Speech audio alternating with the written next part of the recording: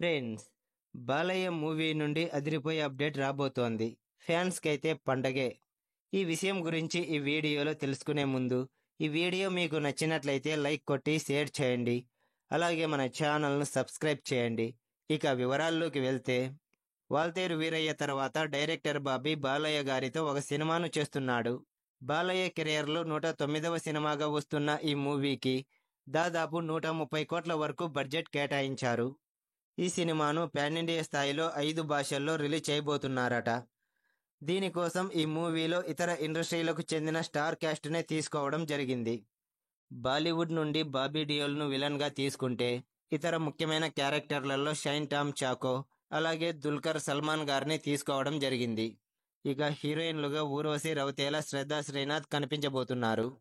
ఇకపోతే ఇప్పటికే ఈ మూవీ నుండి ఒక గ్లిమ్స్ వీడియోను రిలీజ్ చేశారు చిత్ర బృందం. ఈ వీడియోకు విశేషమైన స్పందన వచ్చింది. ఇప్పుడు శ్రీరామనవమి సందర్భంగా ఈ మూవీ నుండి మరో అప్డేట్ రాబోతోంది. 3 రోజుల కిందటే director Bobby mass update loading అంటూ తన ట్విట్టర్ ఖాతాలో పోస్టు చేయడం జరిగింది. సోషల్ మీడియాలో వినిపిస్తున్న కథనాల ప్రకారం ఈ మూవీ టైటిల్ను ప్రకటించబోతున్నారని సమాచారం. ఇప్పటికే నిర్మాత నాగవంశీ వీరమాస్ అనే టైటిల్ను రిజిస్టర్ చేయించారట.